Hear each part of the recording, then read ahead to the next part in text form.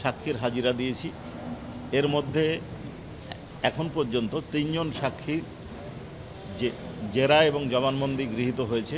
তারা হলেন, একজন হচ্ছে মুহিত, আর একজন হচ্ছে লিটন। এই দুজনই হচ্ছে সিলেটের সাক্ষী, সাংবাদিক। এই দুজনের পরিচয় হচ্ছে পেশায় এনারা সাংবাদিক।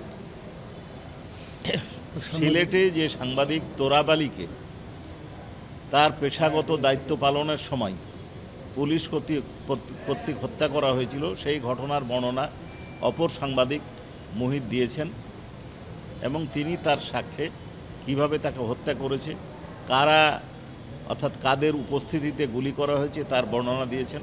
ওইখানকার ৩ জন পুলিশ অফিসারের নাম উনি উল্লেখ করেছেন এবং এই ঘটনার বর্ণনা দিতে যে উনি বলেছেন, সেই দিন তৎকালীন বিরোধী দল বিএনপির সারা দেশব্যাপী গায়েবানা জানাজার কর্মসূচি ছিল। জুম্মার নামাজের পর জানাজা শেষে যখন এটা জিন্দাবাজারের দিকে যাচ্ছিল মিছিলটা, সেই মিছিলের পেছন থেকে পুলিশ কোনো কারণ ছাড়াই আক্রমণ করে। এই আক্রমণে সারা শরীরে গুলিবিদ্ধ হয়ে সাংবাদিক আবু তরাব পড়ে যান, বসে পড়েন এবং ওইখানে কোনো যানবাহন না থাকায় উনি নিজেই রিকশাতে করে প্রথমে নিয়ে যান সিএনজির কাছে, তারপরে সিএনজিতে করে নিয়ে যান। উনি আরও একটা কথা বলেন যে উনি পুলিশকে নিষেধ করেছিলেন যে আমরা সাংবাদিক পেশাগত দায়িত্ব পালন করছি, হাত তুলে ইশারা করেছিলেন, তারপরেও তাদেরকে লক্ষ্য করে গুলি চালনা করা হয়েছিল। আর বাকি যে সাক্ষ্যগুলো, আরেকজন সাক্ষী আরেক পত্রিকার সাংবাদিক, উনি একই ঘটনার বিবৃতি করবেন বা বিবৃতি দিবেন, এই কারণে তাকে আমরা টেন্ডার করেছি।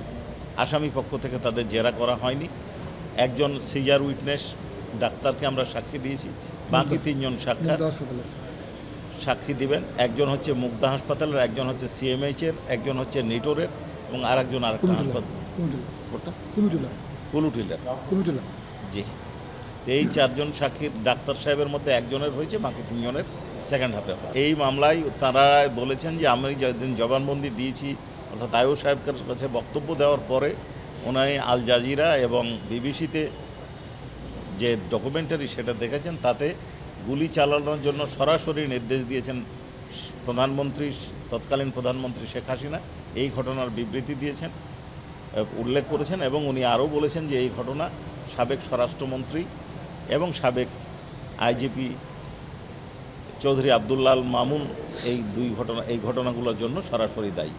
আরেকটা মামলা আজকে ধার্য ছিল, সেটা হচ্ছে রামপুরার কার্নিশে ঝুলন্ত এক ব্যক্তিকে যে অমানবিকভাবে গুলি করা হচ্ছিল সেই ঘটনা এবং আরও 2 জনের হত্যাকাণ্ডের সেই ঘটনায় আজকে পলাতক আসামিদের পত্রিকা বিজ্ঞপ্তি আসছে এবং আগামী 5 তারিখের দিন 11 তারিখ চার্জ গঠন শুনানির জন্য দিন ধার্য হয়েছে।